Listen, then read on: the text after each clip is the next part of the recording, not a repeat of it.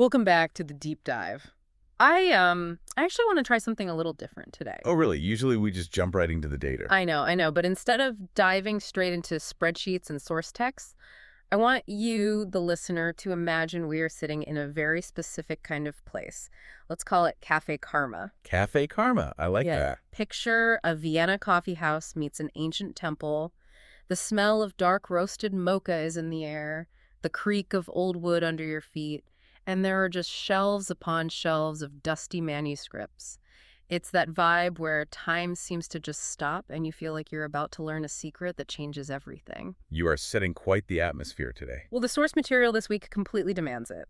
We are looking at a stack of documents that frankly feels a bit like magic until you actually read the logic behind it. We're talking about Vedic astrology or Jyotish. Right. And specifically, we're digging into transcripts from the Mahakal docuseries, some really dense texts on medical astrology, and a book called Moon the Key. And it's good you set that scene because the Mahakal philosophy is very much about stepping out of our modern linear time and looking at a much bigger picture. Exactly. And the reason I wanted to start in Café Karma is because most people, myself included, have this very specific, very skeptical view of astrology. The fortune-telling angle. Yeah, we think it's fortune-telling. We think it's, you will meet a tall, dark stranger next Tuesday. Right. Or don't sign a contract because Mercury is in retrograde. It feels so fatalistic, like we're just puppets on a string. That is the single biggest barrier to entry for this topic.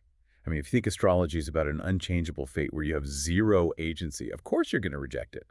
Who wants to be told their life is entirely pre-written? Nobody. Right. But the texts we're analyzing today, especially the writings of Dr. Prarabdha Karma and those Mahakal transcripts, they flip that completely upside down. They don't look at the horoscope as a script. They reveal it as a soul blueprint. A map. A map. Okay, let's dig into that. Yeah. Because a map implies I still have to actually do the walking. Precisely. This is a core tension we need to resolve right away. Fate versus free will. The source material uses this brilliant analogy of a map of an unknown land. Your natal chart, the position of the stars when you were born, is the map of the terrain. So like the high mountains, the rushing rivers, the deep valleys. The terrain is fixed. You cannot move the mountain. That represents your destiny, or what the texts call Prarabdha Karma. If you are born with a genetic predisposition, or into a specific family dynamic, or in a war zone versus a peaceful suburb, that is the mountain. You didn't choose it in this immediate moment. It's just there. Okay, so that's the fate part. The mountain is real. I can't just wish it away. So where is the free will then? Because if the mountain is there, aren't I just stuck climbing it? You are stuck climbing it, yes. But how you climb it, that is entirely up to you. Yeah. That is the path. I see. Your attitude, your speed, Yeah. the specific route you take, whether you stop and cry or keep pushing, whether you help other hikers or push them down, that is your free choice. In Sanskrit, this is called Kriyaman Karma. The terrain is set, but the hike is your choice. I really like that distinction. It stops it from being magic and makes it practical. We are all just hikers sitting here in Café Karma. But here's the thing. Hikers don't just walk. They carry gear. They do. And that brings us to the title of this deep dive, the karmic backpack. The backpack is honestly the most helpful metaphor in these entire texts. So let's open this backpack. According to the Mahakal series and the medical notes, what exactly are we lugging around? Because sometimes my life feels like I'm carrying a backpack full of heavy stones, and I definitely don't remember packing them. That feeling is completely valid. To understand what's in the bag, we have to look at how the texts define karma. It's not just the simple what goes around comes around. It's much more mechanical than that. They break it down into 3 distinct categories. Okay, hit me with the first one. First, imagine a massive warehouse. I mean infinite. Floor-to-ceiling shelves stretching back for miles. This is Sanchita Karma. This is the total accumulated karma from the entire history of your soul's existence. Every past life, every action, every single thought, it's all stored there. The warehouse. Okay, that sounds a bit overwhelming. It is. It's impossibly heavy. If you had to carry the weight of that entire warehouse in one lifetime, you'd be crushed instantly. You simply couldn't function. So the philosophy states that before you are born, you essentially go into that warehouse and you pack a smaller bag. You take a specific manageable portion of that karma to deal with in this specific lifetime. And that smaller bag is the backpack. That is Prarabdha Karma. Yes. That is your backpack. It's the slice of the pie you ordered for this specific trip. Okay, I have to stop you there. Because the skeptic in me hears past lives and infinite warehouse and thinks, well, that's very convenient. But let's look at the stones in the backpack. If Prarabdha is what I packed, what does that actually look like in real life? It looks like the things you can't easily explain but have to deal with anyway. Inside that backpack, you have tools. Maybe you have a natural talent for music, or you're born into wealth, or you have an incredibly resilient immune system. Those are supplies, Yeah. first-class tools. The good stuff. But you also have the heavy stones. These are your old karmic debts.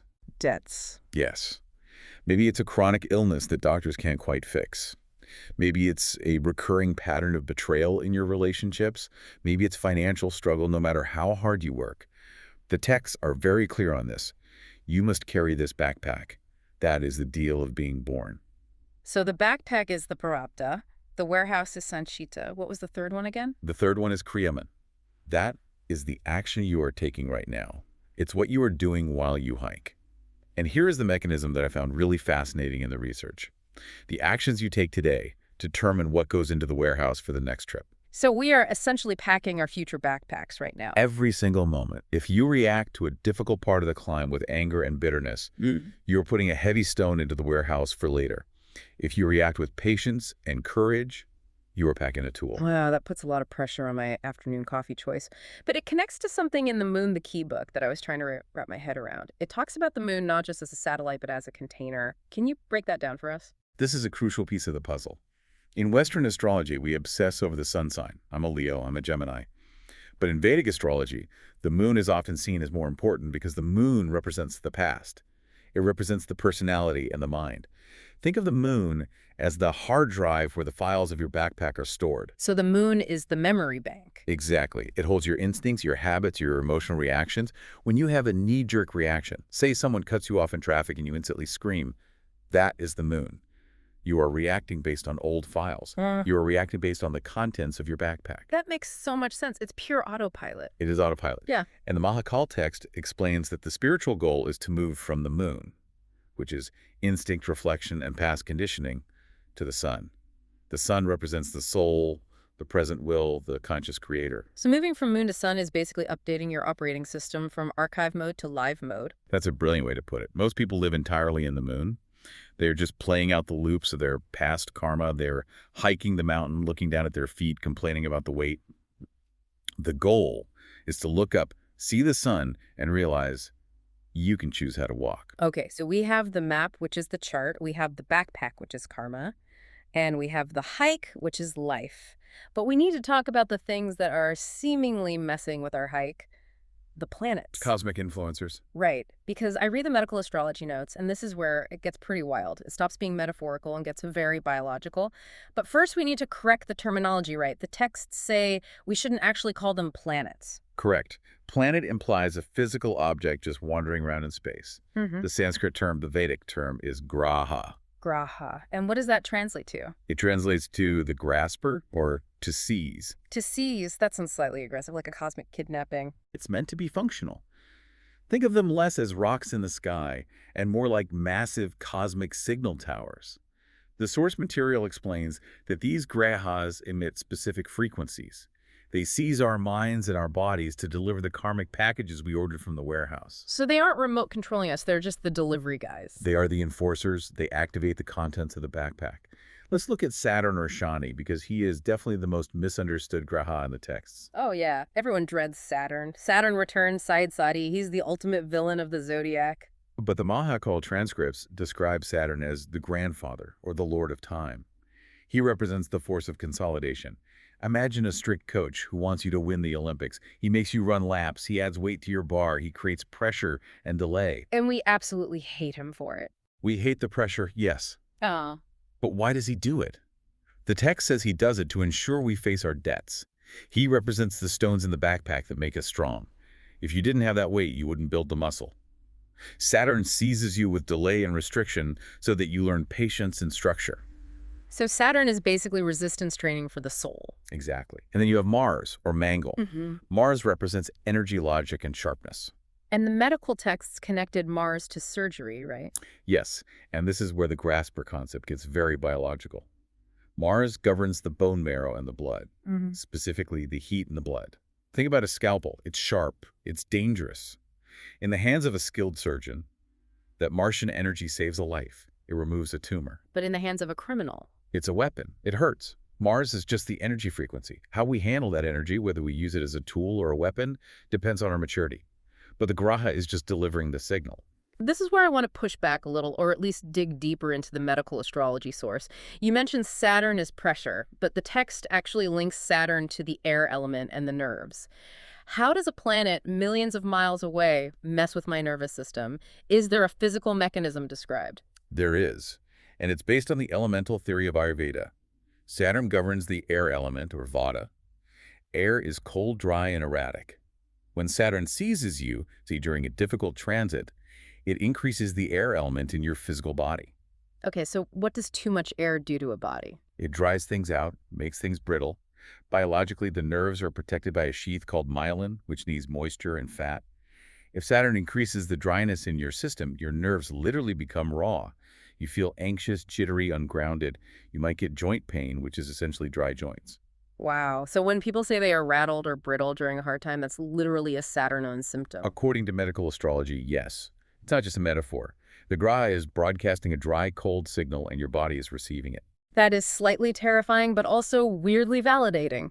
It means we aren't just imagining these shifts in our energy.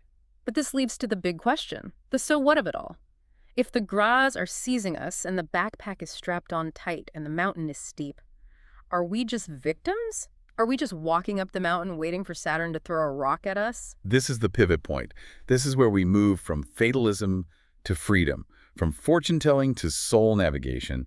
The answer in the texts is a resounding no. You are not a victim. You are the captain. But you just said we can't change the terrain. I can't move the mountain? You can't change the terrain. You can't change the fact that you have a backpack. But you can change your equipment. Yeah. The sources discuss remedial measures. This is a huge part of Vedic astrology that often gets ignored in the West because it sounds like magic.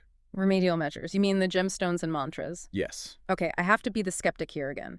How does wearing a ruby or chanting a sound actually change my destiny? That sounds like the placebo effect. It's a completely fair question. But don't look at it as magic. Look at it through the lens of physics and frequency, which is exactly how the medical astrology text frames it. Go on. If we accept the premise that a graha is a signal tower transmitting a frequency, say Saturn is transmitting a cold blue or black frequency that is drying out your nerves, then you essentially have a signal problem. Right. It's interference. So how do you fix a signal problem? You introduce a counter frequency. Gemstones are essentially captured light. They vibrate at a very specific color frequency. If your Mars is weak, meaning you lack drive or heat in the blood, you wear red coral. Red coral captures and amplifies the red spectrum of light. So you're essentially tuning your own receiver. Exactly. You are supplementing the deficiency in your aura or your biomagnetic field with the frequency captured in the stone. It's not changing the planet. The planet doesn't care about you. It's changing your reception of the signal. Okay, that makes a lot of sense. It's like putting on noise-canceling headphones. If the construction noise outside is too loud, you aren't stopping the construction, but you're changing how it hits your ears. Precisely. And mantras work similarly, but with sound vibration. They retune the internal organs through resonance. But there's always a but? There is a higher level of remedy, a much more powerful one. And this comes from the Moon the Key text. It's a concept called shifting from Purushartha to Yagnartha. Okay, those are big Sanskrit words. Let's unpack them. Purushartha. Purushartha generally refers to human effort. But in this specific context of the soul's evolution, it implies working for the self. Working for your own, gain your own safety, your own limited personality. This is the moon level. Me, my past, my backpack, my problem. And a Yagnartha. Yagnartha means working in the spirit of sacrifice, working for the service of the whole. Service. The text offers this profound insight that I think is the key to the entire deep dive. The weight of your backpack, your Prarabdha Karma, is tied to your identity as a separate individual. Wait, explain that. Why is my karma tied to my identity? Think about it. If I am the target, then the arrows of fate can hit me. If I am obsessed with my career, my health, my reputation, then when Saturn attacks those things, I suffer. The graspers have something to grab onto. My ego. Okay, I'm following. But the moment you stop working for your limited personality and start working for the universal good, the Sane Pesh, you become transparent. You are no longer a solid target. The text says that when you engage in Yagnartha or selfless service, the weight of the personal backpack actually becomes lighter. That is a massive idea. So the ultimate hack to beat your fate is to stop obsessing over your fate and help someone else with theirs. Precisely. You transcend the fate chart by aligning with a higher law. When you are acting as an agent of the universe, rather than a protector of your little ego, the Grahas lose their grip. They don't need to seize you anymore because you are already moving in the right direction. You are already doing the work. I love that. It's radical responsibility. It means the difficulties in our backpack, the stones we are carrying, they aren't punishments at all. No, they are a to-do list for the soul. If you have a stone of impatience in your bag, Saturn will keep seizing you until you learn patience. Once you learn it, the stone turns into a tool. It becomes strength. So if I'm struggling with something, instead of asking, why is this happening to me, I should be asking, what tool is this trying to become? Yes, that is the fundamental shift from victim to captain. The victim asks, why me? The captain asks, how do I use this to navigate? This is powerful stuff. We have covered so much ground today. We're sitting here in Café Karma staring at this map. We know the terrain is fixed. That's our destiny. We know we're carrying a backpack of past karma with some tools and some heavy stones. And we know the planets or the Grahas are the guides along the path. Sometimes they are strict, like Saturn, forcing us to build muscle. Sometimes they are energetic, like Mars giving us the scalpel. And most importantly, we know we aren't helpless. We can tune our frequencies with gemstones or mantras, but the ultimate remedy is service. Shifting from me to we, unpacking the stones. That is the essence of it. Astrology isn't about predicting the future so you can avoid it. It's about understanding the equipment you were given so you can hike the mountain effectively. Before we finish our mocha and head back out into the noise of the real world, I have to leave you, the listener, with a thought. A teaser, really, because as I was reading through these charts and calculations in the source material, I found something that completely blew my mind. Ah, yes, the Ayanamsa issue, the shift in the zodiac. We didn't have time to get into the math today, but here is the final provocation. You think you know who you are. You've read your horoscope in the newspaper your whole life. You think you're a Leo. You roar. You like the spotlight. You own it. But the map we are looking at today, the ancient Vedic map, is different from the Western map most people use. It's based on the actual stars in the sky, not the seasons. Next time we meet in Café Karma, we are going to shatter that identity. We're going to explain why, according to the actual star maps, you might not be a Leo at all. You might actually be a Cancer. And that changes absolutely everything about how you understand your backpack. It really does. So Yeah. finish your coffee, think about what stones you're carrying today, and maybe, just maybe, see if you can carry someone else's for a mile or two. It might just make yours feel a little lighter. Thanks for diving deep with us. Safe travels.